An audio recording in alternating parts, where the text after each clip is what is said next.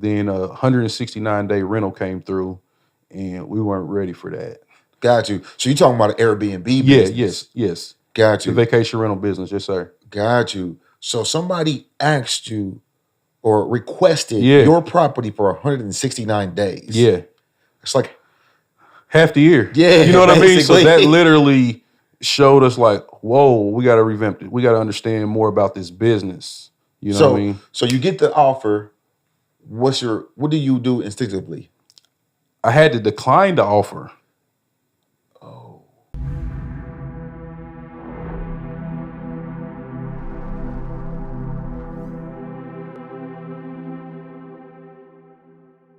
What's happening, good people? Welcome to another episode of First Generation Wealth Builders, man. Today I got a good friend of mine, man, Brandon Lamar Anderson. What's happening, baby? What's going on, brother? How you doing? Chilling, man. I'm off a high. I ain't gonna lie. I just came from Atlanta, down there with my mentor David Shands. You know what I mean? Then I met Marquell. And shoot, we just got off the call with him. You know, high-powered conversations and interactions, man. So then I watched 3 podcasts in one day. And he was just moving through them, just like a bro-pra. You know what I mean? We about to get to that level up in this thing too. But how you doing, man? Doing well, man. Just finishing up a project and getting ready to start on the next one. You know what I mean? Got you. For those who don't know you, man, allow me to introduce you, man, just a little bit one time. We're gonna do it different this episode. So Brandon actually shot the first photo shoot for her hair company. Man. And that's a hair company that I own. I've been running business for about 10 years. We've been blessed to been awarded Inc. 500 awards, as you see in the back. And you were part of that initial launch, brother. That's awesome, bro. I didn't really peep that, but that's awesome, man. Yeah, it's part of your resume. Yeah, you know what I mean? I definitely remember the shoot, though. Yeah. I was still in the military. Also, I DJ'd. My last time DJing was your wedding. Came out of retirement for me. I appreciate that, bro. That was a good day, though. That's a beautiful day. Appreciate it. You know what I mean? I shot about 60. He was like, hey, bro, I need you to go out like Kobe. For real. Yeah, that was a good day, man.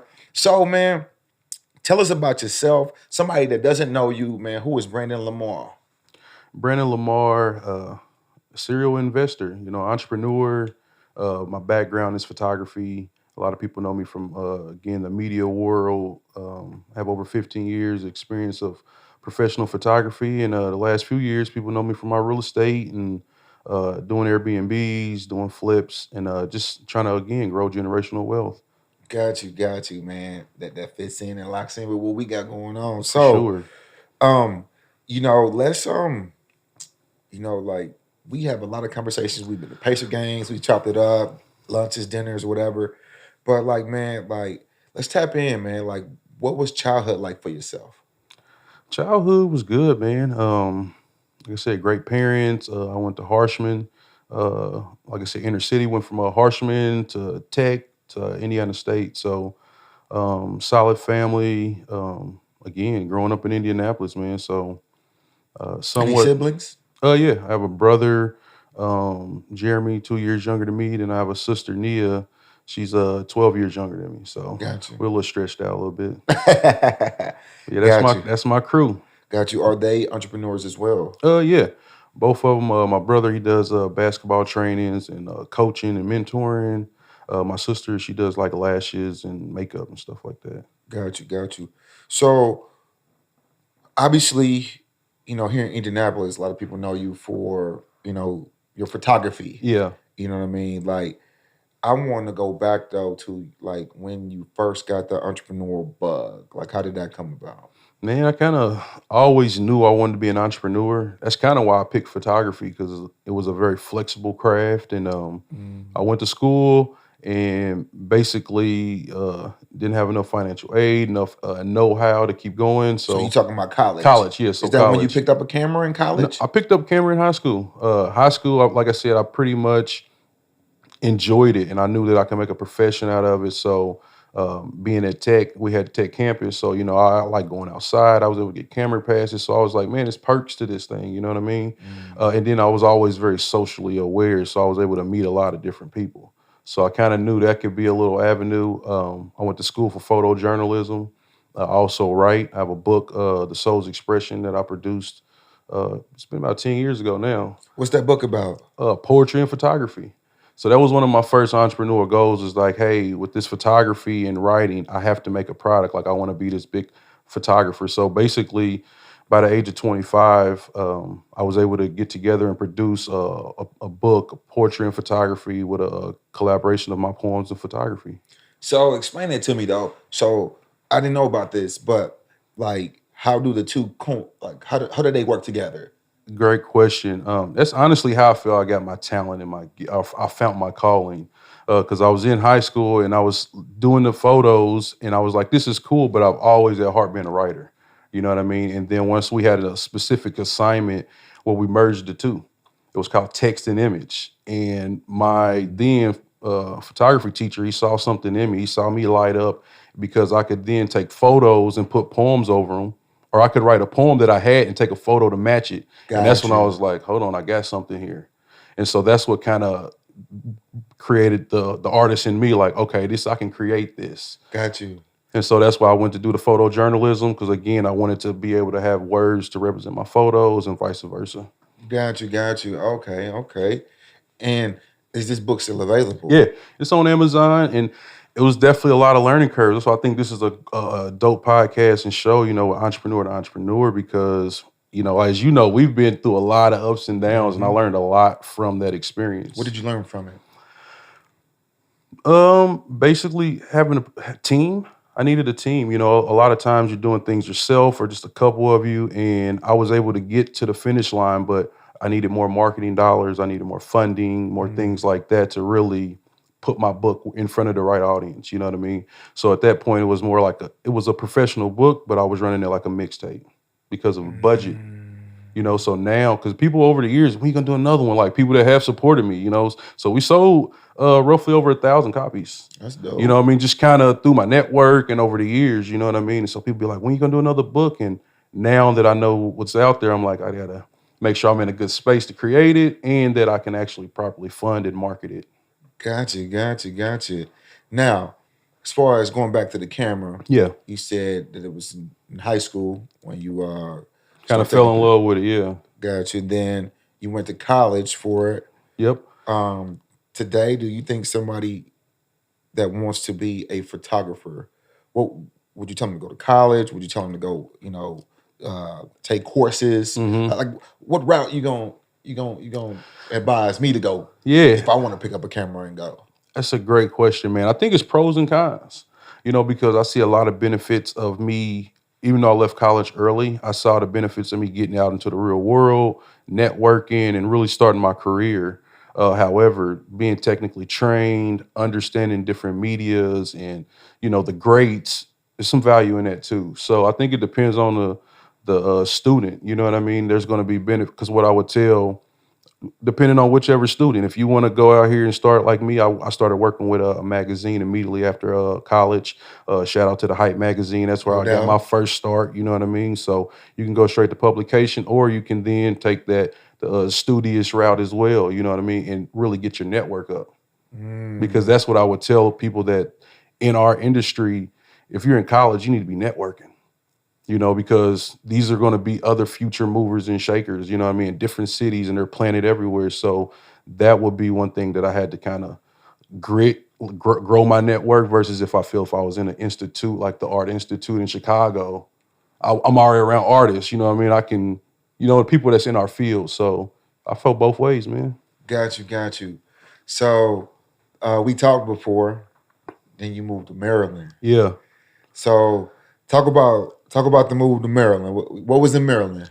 Maryland was opportunity, man. It's being here in the Midwest, and I was young at that time. I believe I was like 20, 21, ready to go after my career. And it was actually a really dope experience out there. I work with one of the biggest photography companies where I truly learned the photography business. What's that company name? Classic Photography. Got you. So they gave me a huge shot, man, and that's when I saw that okay, because at that time, photography, I mean, it's highly sought, but as far as money, it's kind of up and What time down. frame we talking though? We're talking 2005, 2010. Okay, You got know you. what I mean? So this is because you got to think about like Photoshop, and this is what and I'm going back a little bit. Photoshop, like it was introduced in the late '90s, like '98. I Hmm. graduated high school in 2002, so that's when I'm one of the students that were able to merge pictures in the text. Boy, you sound like a dinosaur, bro. Hey, hey, because at that time, Photoshop wasn't as popular as it is now. Nah, no doubt, You no know what I'm doubt. saying? So Got you, got you. So you go out to Maryland. yeah. How'd you link up with the company? How did I link up with that? I think at that time, man, I was hungry, man. So I was searching for different companies in the newspaper, stuff like that. And I think I saw them in the newspaper, and they were hiring. And I went, and with just my charisma, my energy, and my knowledge, they hired me. Got you. Talk about some of the takeaways from working at that company. Like I said, really being able to, I was around other photographers because like a lot of times photography is kind of an isolation career. You don't have a Mm, team.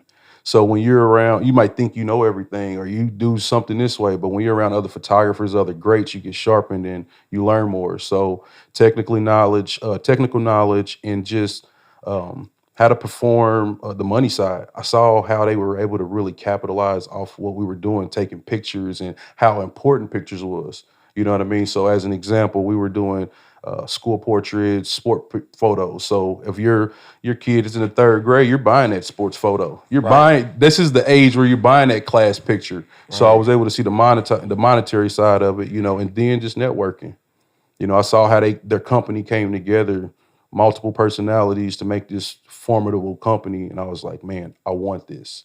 And Mm, so then when I came back to Indianapolis, roughly a year and a half later, I had that was my goal. Like I saw it firsthand, and I was like, I'm going to create something like that. what kind of photography were you doing for them now?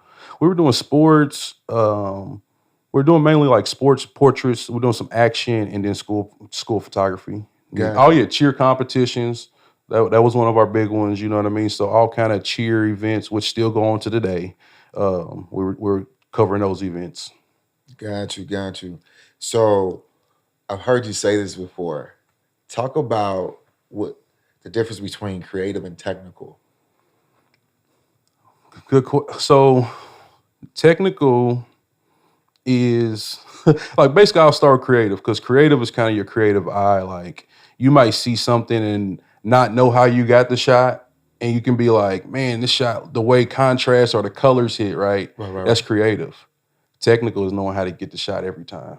Mm, So creatively, I might see a sunset, I might see something or catch this person, and I'll be like, bang, because the art of photo taking, you'd be like, man, I caught that.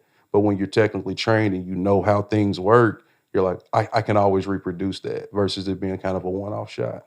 give me an example of a technical shot. You know what I mean? Because Okay. I hear what you're saying, Uh-huh. but you got Jackson here. Like, So as an example, I say like taking a portrait, like we could use window light, right? So I could let this window up and you're gonna get light on the side of somebody's face, right? mhm, And right now we got perfect time at 11 o'clock. What about what happens when it's 5 o'clock or 7 o'clock? Talking about later in the day when that light is not there. If I know photography and technically sound and I have lights, I know how to kind of you reproduce it. exactly. So you know what I mean? It's kind of that exact. So any time of day, I know I can get that particular kind of shot. You know Mm, what I'm saying? Versus having to say, okay, well, I can only do portraits from 11 to 1. got you. You know what I mean? You might have a client that's up at 3. They might need a 6 o'clock shoot. They might need an 8 p.m. shoot. Can you handle it? Got you. Got So you. So, I asked, you to tell me the difference between technical and creative, but I should have added another one. I should have been like technical, creative, and then club guy. You know what I'm saying? Like I'm not gonna ask you what you feel about him, but uh-huh. I've never seen you in the club like that, so I respect that. You know what I I mean? I wanted to appreciate let you that. know that. So I feel like that was like not intentional somehow. Like how come you never went that way?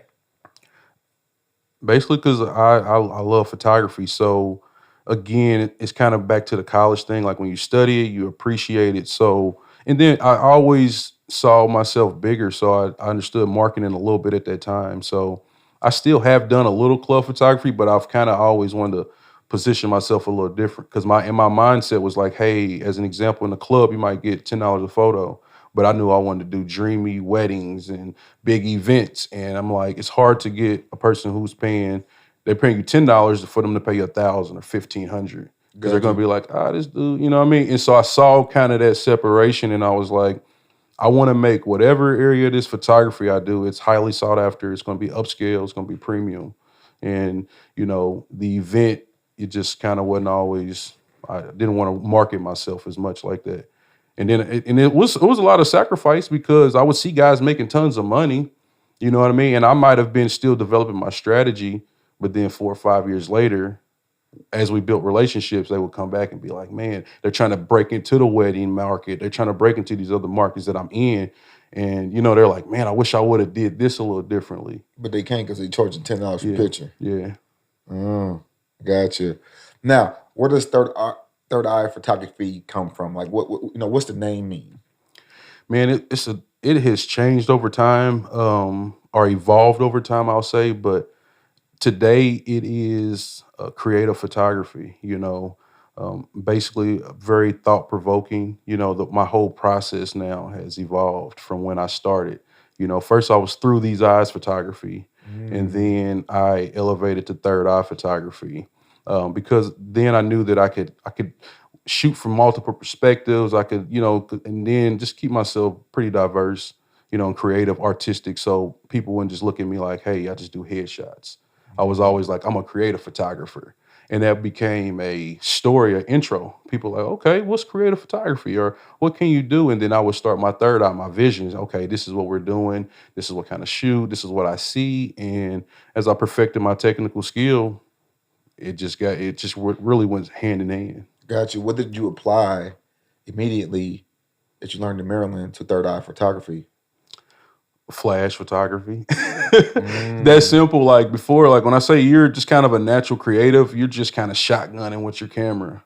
You know what I mean? Seeing what you see.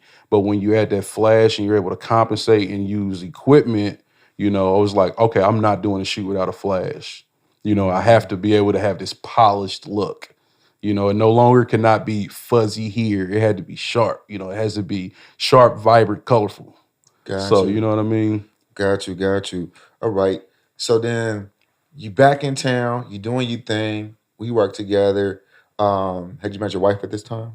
Probably right around that time, 2010. You said 2010? Yeah. Yeah. So Yep, we we were were, around. yep, we met around that time. Okay. Got you. Got you. So then you guys uh decide to move to Houston. Yeah. Tell me about that process. So like, what are you going through that stimulates the thought? Well, first off, wifey, she at that time, she was kind of like I was when I was a little younger, like, hey, I got to get out of here. I got to make a move, experience the world. And so she always wanted to kind of move away. And we were researching areas, and Houston came up. And so opportunity happened for her. She was able to go ahead. Plan was like, all right, I'm going to come down a year. Indy's my warm market. This is where I've built it. I don't want to just pick up and move. But again, being an entrepreneur, you got those ebbs and flow yearly, and Mm, it just happened the summer of, well, I think it was 2012. It was just a really dry summer here, man, and I was just ticked with the market. And just again, I'm a artist at heart, and like I said, I bring up the Art Institute, like, I will want something like that here, but it's not here. So I gotta mm. go. And Houston opened up, man. And so I went down there and immediately small, basically I'm coming from the inner city and I'm into this new market, little man on the totem pole. And it's totally different Yeah, down out of there. my comfort zone, and that's when my instincts kicked in. Got you. Got you. So you got a job. Yeah, 3 jobs in the first 2 weeks. Talk about that. Like I said, I was ready and hungry. I feel like in your hometown sometimes you have this pride, this ego, and when you move away, you don't have to guard that ego and that pride. So then this is why, like you said, I don't crap on nobody. But back to the club photography, that was one of my jobs. I had to start entry level, So then I had a club photography job. I was doing graphic design for a church, and then I found what became to be my career there was working at the Houston Camera Exchange, where that was just a true game changer for me. Got you. Or was it a true game changer? I was like then I was again able to work with other photographers and people in the industry, and then just really networking. I was able to work with like the different brands. Now it went to another level of just technical advice and knowledge. So I would know the superior lights, superior cameras, lenses, and I'm able to talk with these reps and see the nuances. So then I would be able to then translate that to my other photography friends in the photography community. Because sometimes that technical, it might be over somebody's head, but it's like, this is basically what it's doing. And they're like, okay, so then I can help sell the products better. Got you. Since you work there, what's your favorite camera to take photos with? Um, then it was Canon, Okay. but now it's probably Sony. I really like my Sony. Got you. Got you. Why you like the Sony? The compact, it's Sony very what though? sharp. Which one? Which I one? use the Sony XR3. Got you. Does it sound It's expensive? yeah, it's a it's a small body, but still full frame. And again, low light. I love the low light because I don't really like to have flashes. I want the natural look. So it's great in low light and very sharp all the time. Got you. Do you do any video Yeah, stuff? we do a Like, little bit of video. what do you recommend for video? What kind of camera you recommend for video? It depends on what level. But like again, you got Canons, you got Sonys. So we podcasting. What Yeah. would you recommend for in here? So I was told get a So mirrorless. yeah, which is what you got set up. You got. I see what you got in here. Yeah. You know what I mean? I'm just checking on this, your advice, dog. Yeah. I'm trying to check your expertise. Sony, man, because one of the features is the autofocus. That's one of the hardest things with video is the tracking, and they have it down to a science. So if I'm gonna go video, and again size and price, I'm gonna probably go Sony first. You got some Panasonics, and then you got big boys going up from there. Film cameras and all that. All right. So you get down to Houston. You guys are renting a place or you buy a place? We were living in the Galleria in an apartment. Then we did that for about a year and a half. Then we purchased the crib. What was what why did you purchase a house versus continue renting? Basically, we were in the heart of the city, and it was dope. But then they kept raising the rent, and then just the blueprint. At that time, I had a dog, and it was like, all right, it's me, the wife, and she was the girlfriend at that time, and then the dog. So it's like, okay, I need a little more bigger blueprint for what I'm paying. I'm paying premium rent. I need some space. Got you. So yeah, that's what we moved. Probably about 12 minutes from the Galleria is what I'm saying now.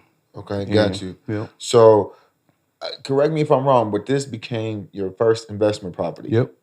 Got you. Tell me about that process. So was the house distressed and you needed work, or you got it was in good shape and it just appreciated? Talk about that. We weren't even to like investing like that. So it was in good shape, move-in ready. It needed a few little tweaks, really cosmetic, but something that can be done down the line. So we moved in and no problem, What you everything buy it good. for? 203. They Got you. wanted 210. We got it at 203. How much square footage? 2,300. Got you. 2,300 square feet, 3.2. That's an awesome price in Houston. Hey, and it's in a very established neighborhood. Well, a great neighborhood. So very mature trees. You know what I mean? Well off. Hey, he living different. He said mature trees. I can only imagine. It make you feel like you in Hollywood. You know what I'm saying? He said very mature trees. That's one of the things we look for. Like you already know in real estate, there's certain quirks, certain details, and like I'm always looking for That's mature what you trees. look for. I don't care about the trees. Yeah, I do. That's what I'm saying. That's where I look for. Hey, You no might be wrong looking with for square footage, or you might be looking for this, but I look for mature trees. There it is. Because That's different. that's an establishment. You know what I'm saying? It tells me about the neighborhood. Yeah. know what I mean? Got you. Yeah. All right. So, what all repairs did you make to the home? And before I even ask it, I'm sorry. What time frame we're talking about right We're here? talking 2014. Got you. So 2014 is when we were in the house, and like basically it was like laminate floor. I think we switched out the flooring, switched out some kitchen cabinetry, and As you lived in countertops. it. Yeah. Cool.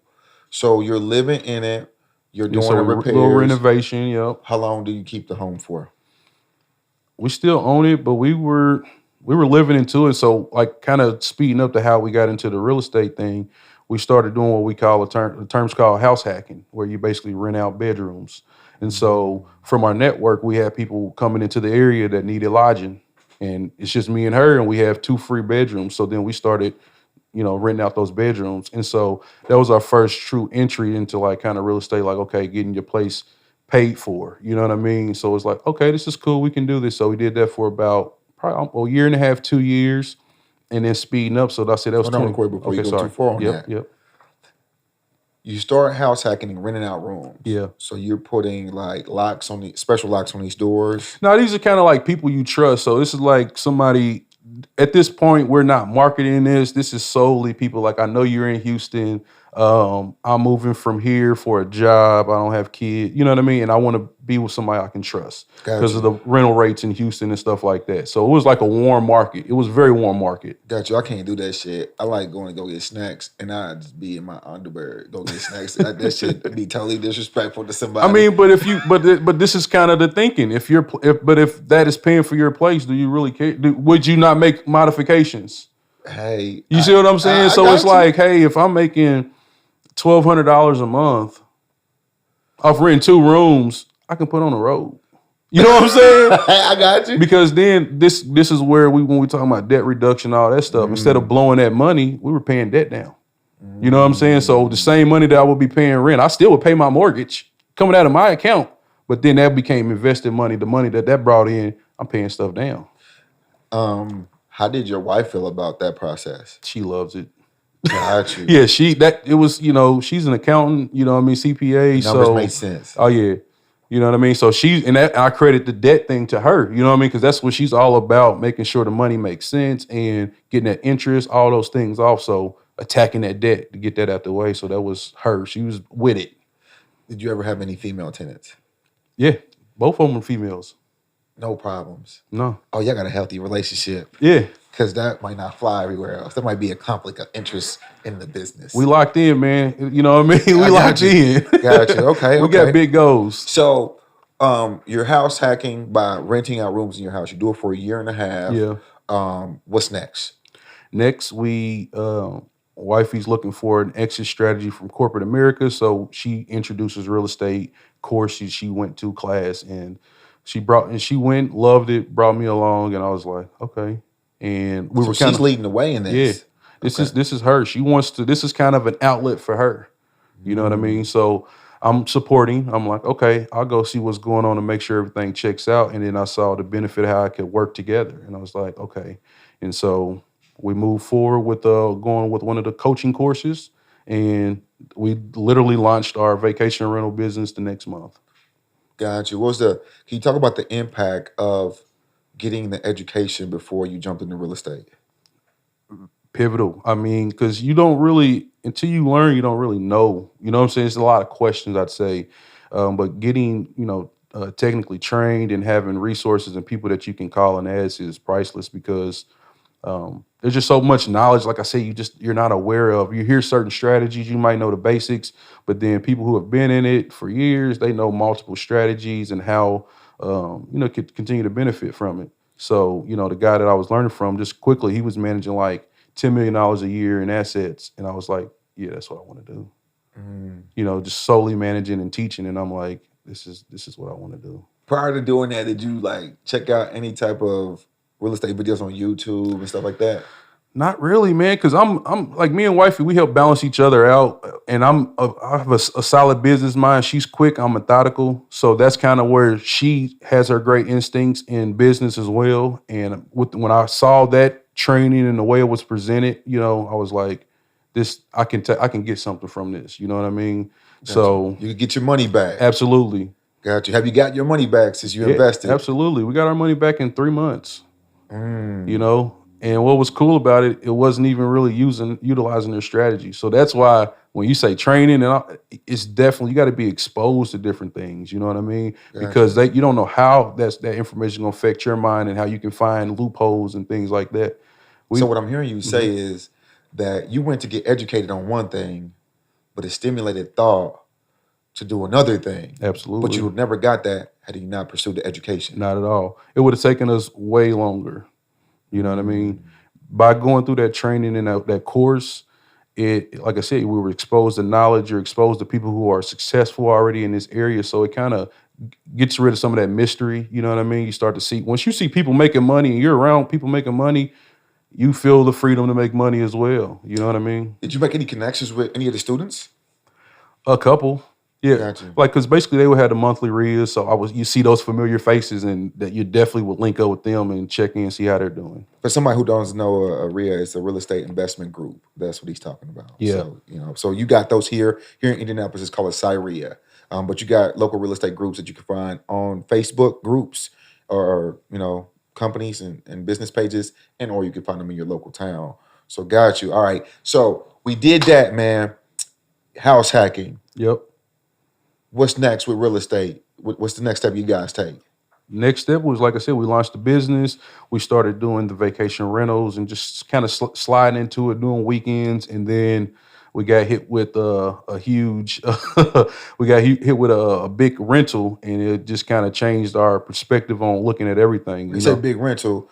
So, like, what do you mean? What are you talking about? Like, basically, like I said, because we have strategies in our video. We have a crash course video where we basically break down everything about any questions you may have about vacation rentals from start to beginning. You went one step forward. I'm going to go one step backwards. You said that something big happened. You had a big rental. Yeah. Talk about the big rental. The big rental, we basically were renting weekends, and we were fine with that. But then a 169-day rental came through, and we weren't ready for that. Got you. So you're talking about an Airbnb business? Yes. Got you. The vacation rental business, yes, sir. Got you. So somebody asked you or requested your property for 169 days. Yeah. It's like half the year. Yeah. You know what I mean? So that literally showed us like, whoa, we got to revamp it. We got to understand more about this business. You know what I mean? So you get the offer. What do you do instinctively? I had to decline the offer. I had to decline it because my model was not set up for it. Okay. And that's why I was jumping ahead, because basically the video helps you. I got to help the steps. So depending on what level you're at, we got something to help you. You know what I mean? Gotcha. Depending on what your goals are. Gotcha. Our goals changed quickly. We were just cool with getting, the weekend renters. But then once that came, it was like, oh. But there's some juice to this, though. So let's go back. Yeah. So what I want to talk about is that you have a Airbnb book. Yes. All right. So we want to make that clear. So what's the name of the Airbnb book? It's the Vacation Rental Crash Course. Got you. Where can I get the Vacation Rental Crash Course? You can get on our website, andersonrealtydesign.com.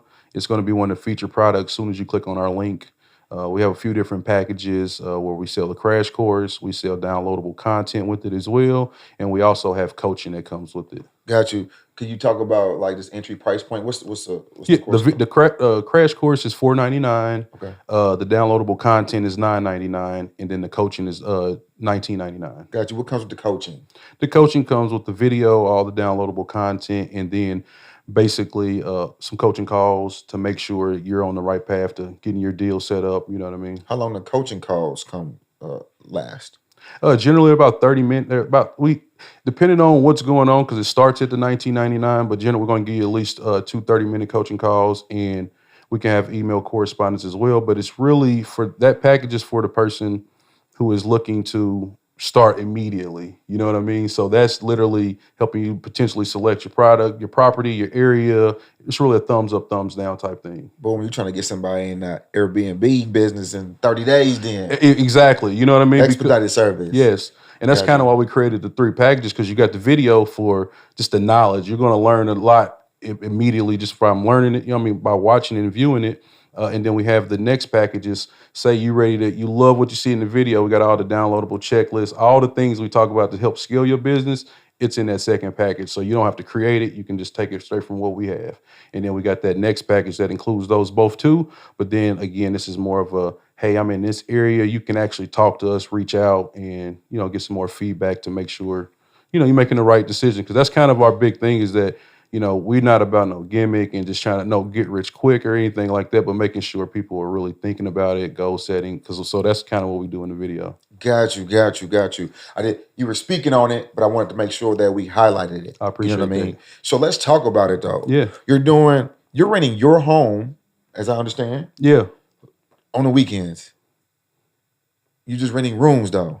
At which back in the day? Or now, currently? No. Back in the day with this property that you got. Yeah. So at that time we're renting the home out. like you said, so now when we're bringing a, like I would call a cold market lead, somebody I don't know, then yeah, we're not going to live to co-mingle. So I'm So totally you out of the leave. property. Where do you Yeah. go when you do that? Early on, we would take vacations. So that will be a way we would subsidize our vacation, our house rent out. We're going to Mexico. We're going, somewhere. We're going to North Carolina, and so that will pay for our vacations. But then after we saw we were going on all these vacations, we're like, let's keep some of this money. How can we then reinvest it? You know what I mean? Got you. So you it was a basically process. so you was just renting your crib and just say, hey, when we rent it, we just gonna take that money and take a trip. Absolutely. Man, that's a luxury. Yeah. There was no kids around this time. No kids. That's So we were nice. traveling galore. You know what I mean? Nice. Okay. Now, it's your personal property, like your clothing. Yeah. What would you do? You have a couple different things you can do. Some people, because again, you're talking to somebody who travels a lot of vacation rentals and Airbnb. So I just love the process. So every time I would travel, I'll pick up little things I saw. And one of the things was basically people would have a locked closet or a locked garage on their property. So then your valuables, things you don't want to be out in the public, you get those stored away.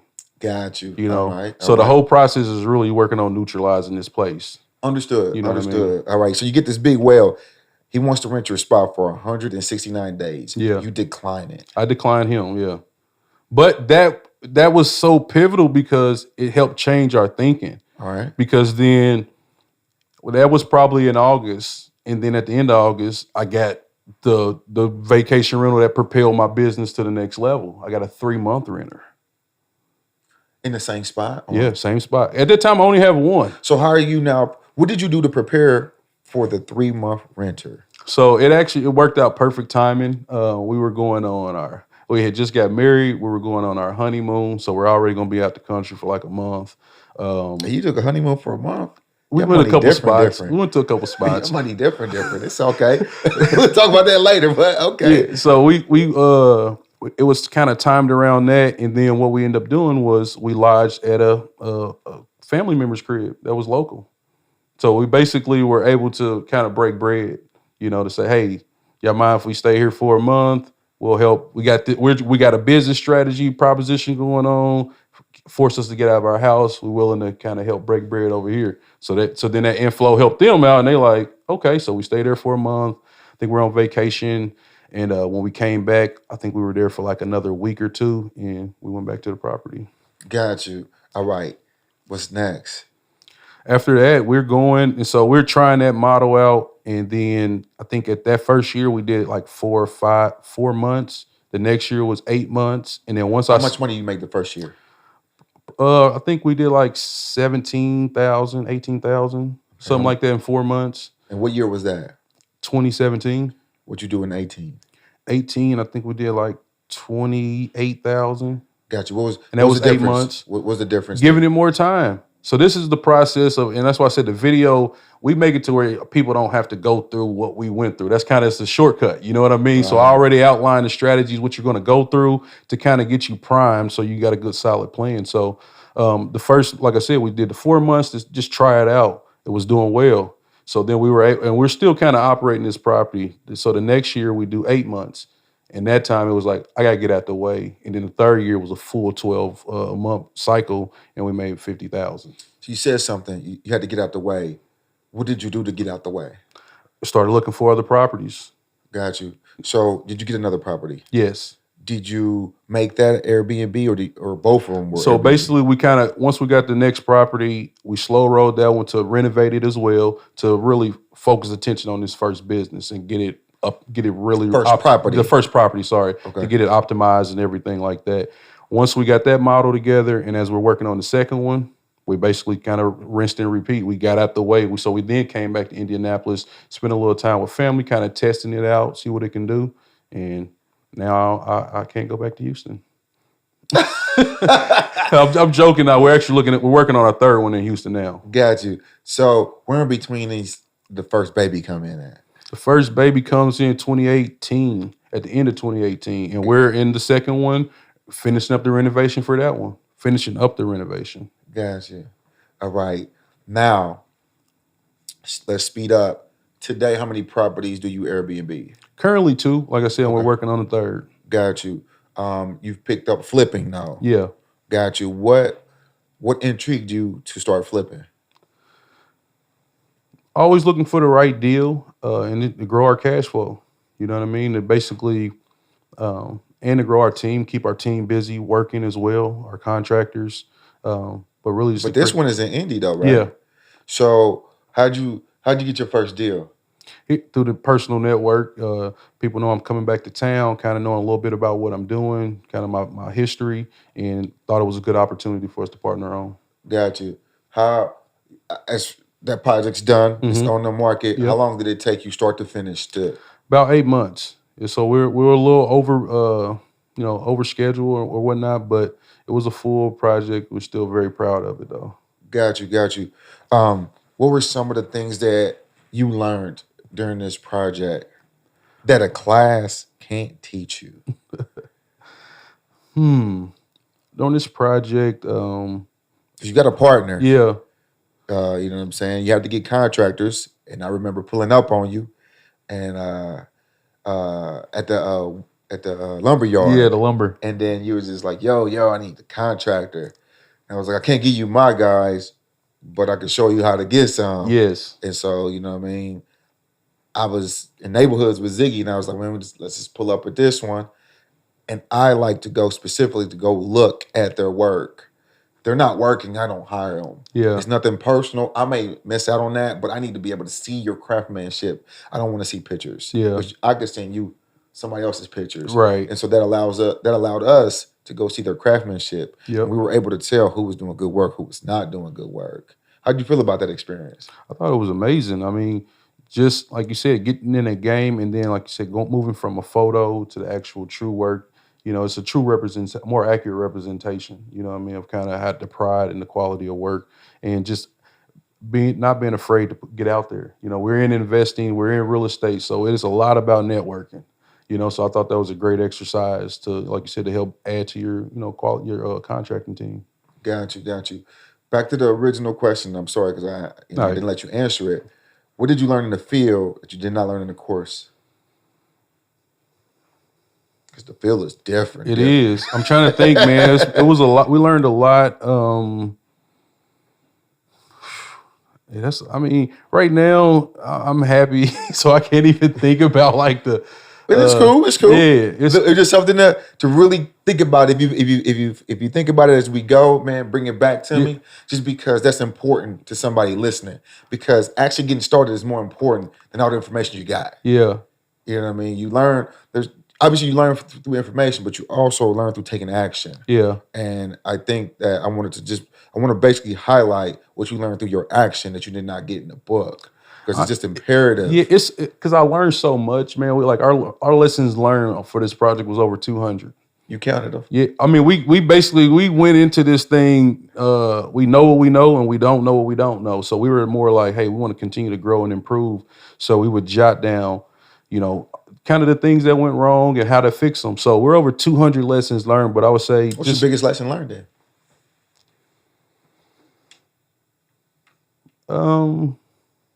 I would say kind of like just being a leader, man. Like I really learned how to show up and be a leader on this project. How did you show up to be a leader? Early days, late nights, basically, because you got partners, you have many different people that may be involved, and just taking the onus to make sure the job is done right. You know what I mean? So I was pretty much GC on this job.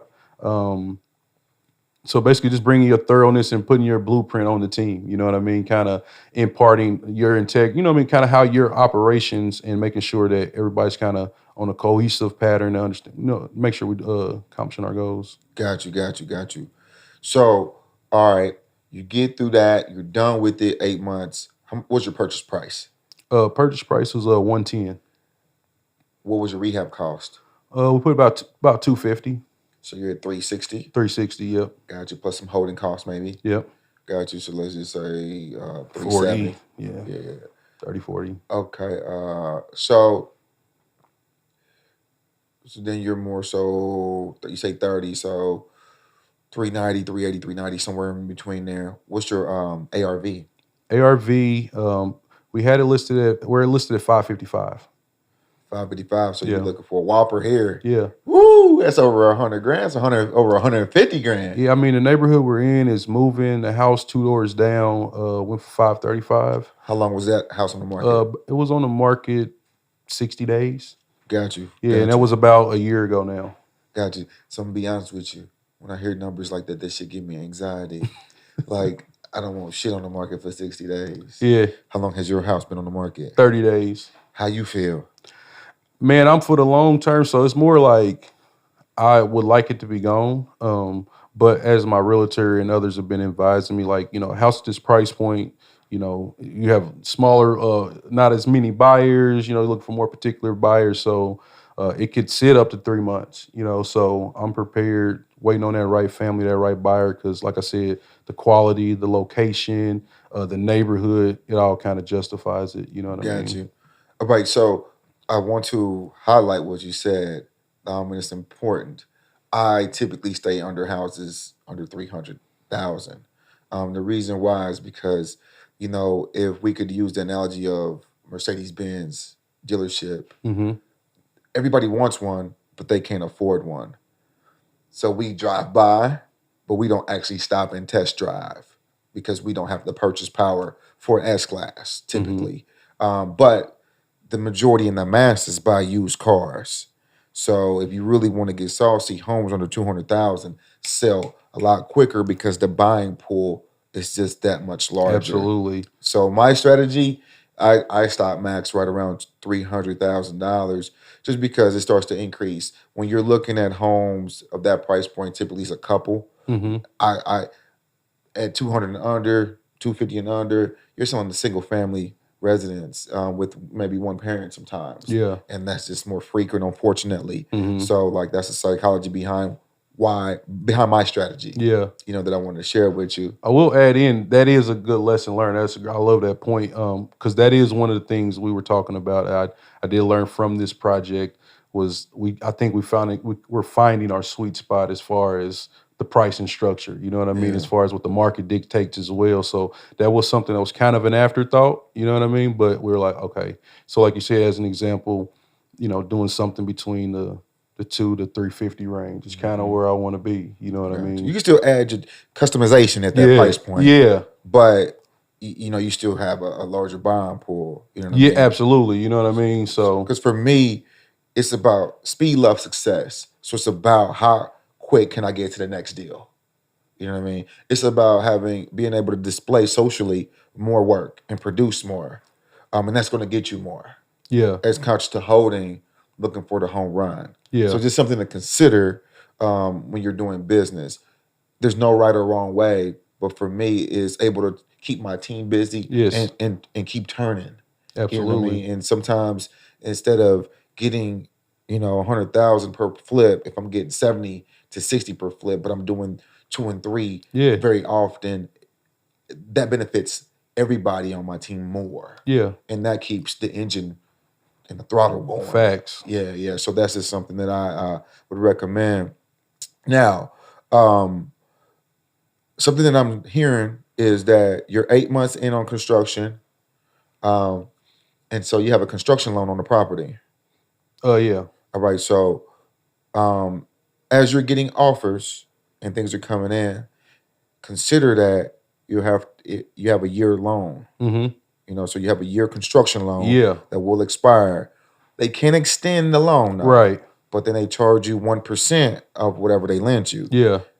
So be aware of that. That's the extension fee. It's 1%. It's typically for another 30 days. So more fees come with that. Absolutely. So sometimes taking a little less, it's equivalent. Getting in and out of it is equivalent. But you're playing with a different price point though, so it's a different. And that's kind of where it's like it's the difference of at this point. Like let's just say, like you said, the insurance is $2,000 a month. I'm talking 3 months, so I'm talking $6,000, but we're talking a difference of $30,000 to $50,000. Yeah. So you know what I mean? Like I already realized I'm a long-term investor. You know what I mean? So I'll have a backup play for this already. Gotcha. So you know what I mean? So when you say long-term, what's the backup play? The backup play, this is new, but this is kind of something I was wanting to get anyways. Is that we've talking about we might, depending on how everything goes, we may keep it. And Airbnb. and Airbnb it. Ah, You know what I mean? Because I love everything about the property. got you. Have you done any research on Airbnb and a property of this size? Not yet. Like price point. I think that might be some homework that you might want to Yes, do, sir. just to kind of look at what the price point is for the comparables for other Airbnbs that in that area, that size, and things of that nature. Yeah. Therefore, that the math can make sense. Oh, I'm gonna make it make sense. That's my thing. Yeah, Like, you know yeah. what I mean? I'm able to judge value and put value out there, and people respond to it. Got you. So you know what I mean? I check, I see what the market does, but I don't go by Airbnb numbers. I set my own I numbers. got a question for you. Could Yeah. it be on the market and still be getting Airbnb? It can be. Man, that's a way for you to kind of cover that. But right now, where I'm at is that I'm trying to Keep it fresh and I clean. want to keep it clean because I ain't got time to be having a maid service. I need to just a particular way for when that buyer comes in. So I'm willing to, go this 2 to 3 months, and then like I said, if we're not getting the offers that we want, because at that time we're willing to negotiate. We have a lot of negotiation room. You know what I mean? Gotcha. The house one street over just sold for $550 last week. So that's the one we were really kind of comparing it to. So then that's a street over. So, and again, in the area we're in, construction is booming. Everybody on the street is going. So I'm saying it's a matter of time. You know what I mean? Understood. All right. So let's go back to the Airbnb though play. Yes, sir. I've seen you put up posts where your Airbnb is almost like your whole month is filled up. Yeah. And this is an Airbnb in Houston, let's be clear. Yes. All right. So, like, how are you doing that? By doing the things that's in our crash course. Like, basically, we go through a series of steps that we have pretty much perfected, and we market it a certain type of way. We design it a certain type of way. Give me an example of how you marketed it. Of course, we're on Airbnb. We're on VRBO as well. What's vacation rental by owner. Okay. And we do a lot of personal network marketing. You know what I mean? When you say personal network just marketing? people that I know, because again, my background is photography. So I've met people all walks of life, all industry relationships. Absolutely. And so now what's getting really amazing is that we're getting repeat customers, and we're getting people that are just traveling to our destination.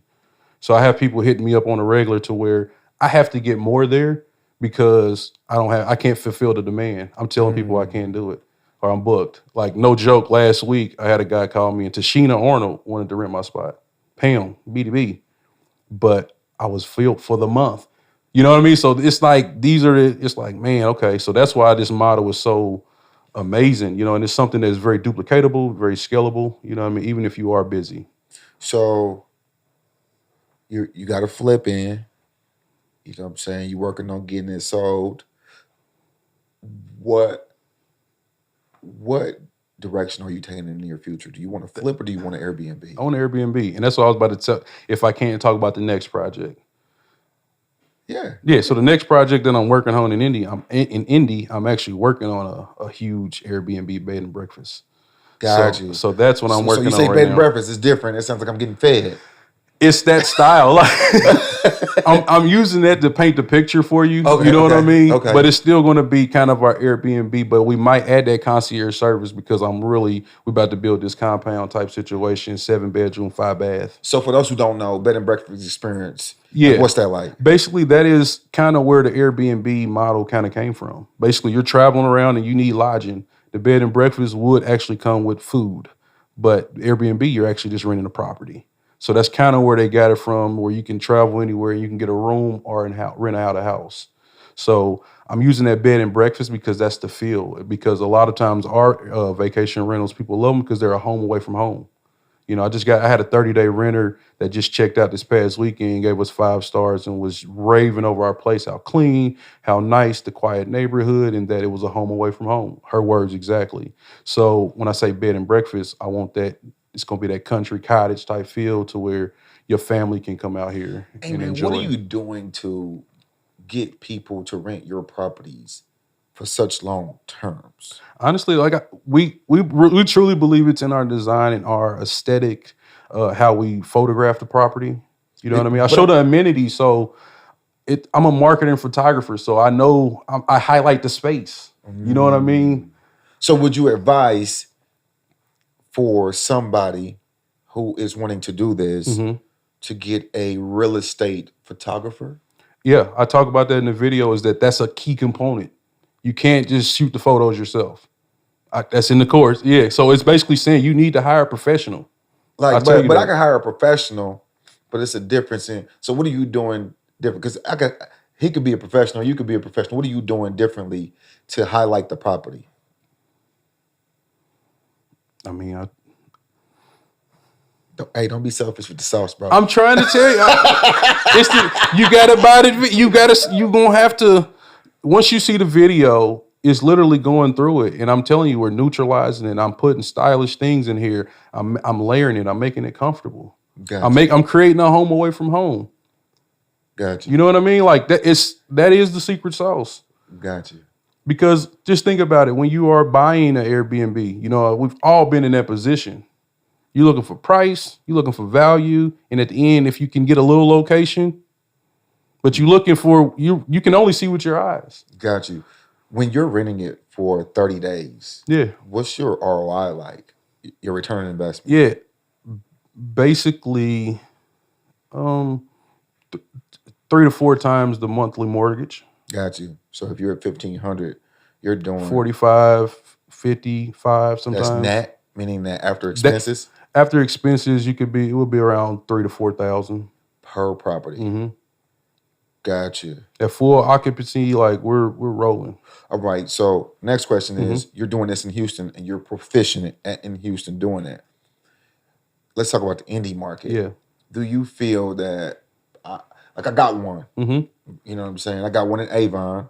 We just gutted it out a few days ago, and so it's literally around the corner from my house. So I'm 5 minutes from the airport. 20 minutes straight down 70 to downtown. So it's a little bit further than downtown, but the airport, being close to the airport, it's a plus. Mm-hmm. Great neighborhood. So it's an A- neighborhood, so we good.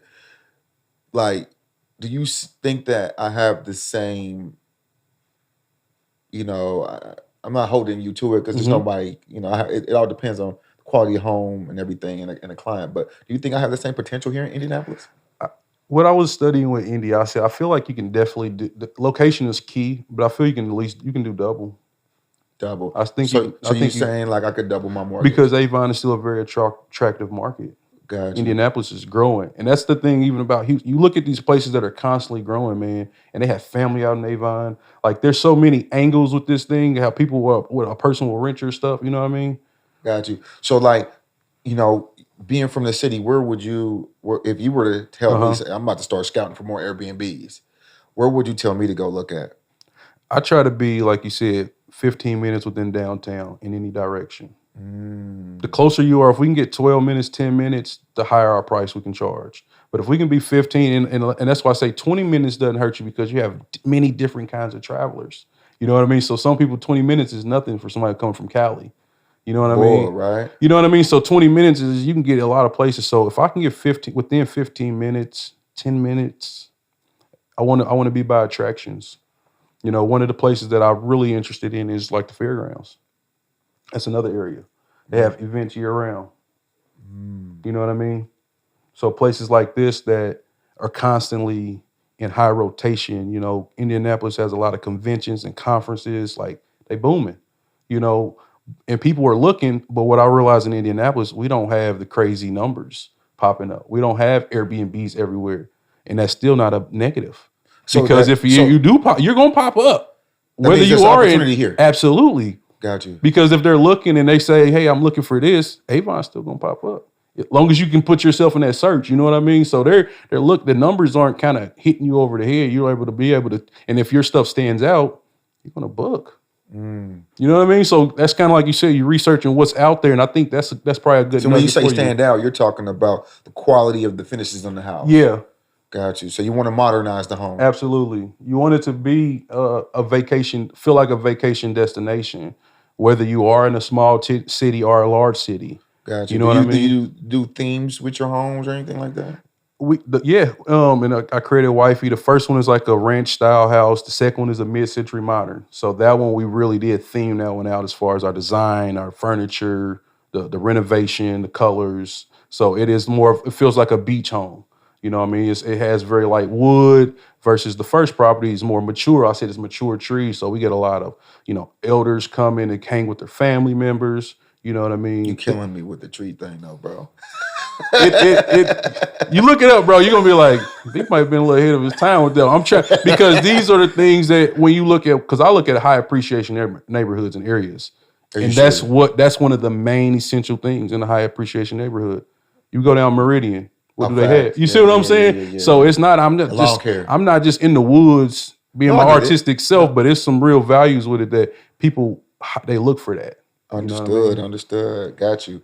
So somebody getting into the Airbnb business, what's your number one piece of advice for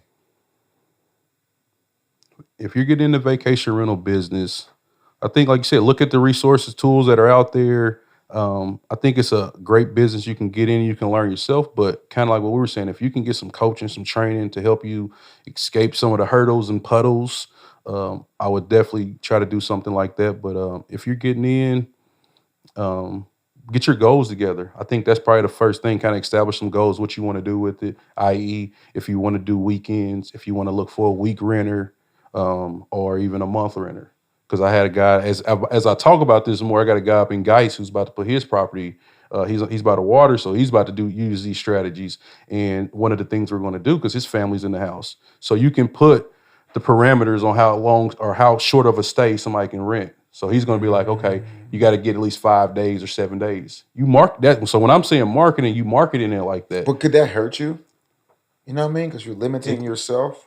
But again, it's about your goals. Understood. That's why I start with goals. Like if you have a family and you got to move your family out, you have to make it make sense for y'all. You know what I mean? If y'all need 5 days, and I'm gonna say 5 days is what, $1,000, $1,200, right? You know what I mean? So you're like, okay, that's roughly $1,500 for the week. You know what I mean? We can get out, we can move. But 2-day rentals, I'm gonna tell you from experience, that's gonna put stress on your family. You're gonna be making money, but y'all gonna be humping. So my strategies are to keep it flow and keep it easy. You don't have anybody cleaning it and managing it? Yep, part of the power team. Got you. All right. Now, you're gonna do more, you said. You're gonna do more in Houston? Yep. Got you. It's just the demand's higher there. Yeah. Because right now, like you said, I'm going off the numbers. Like you said, the demand is high, super high. And so I have to continue I want to support that demand because, again, I know, man, you're always thinking about long-term and residuals. And so that's kind of the thing. The more we have, the more functioning we have, the more residual income we'll be able to create and produce. Do you think that hotels ever get to a point where they just lower their prices to be like super, super competitive? They're going to have to do something.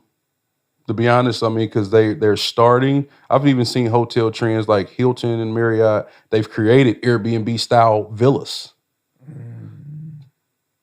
You hear that? You know what I mean? And even with what we're doing now, this vacation rental crash course is showing it's pandemic proof. You know what I mean? Because the pandemic has proven that this strategy, this stuff is going to be here. Before they were kind of questioning, they didn't know. Right. But private hotel and all of that, oh yeah, it's through the roof now. You know what I mean?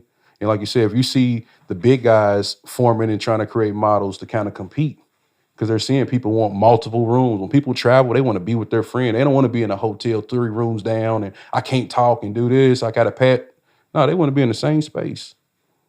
So to me, that's the model of hoteling and traveling, villa style. You know what I mean? That's how families and more established people, that's how they travel. They're organized, they're together.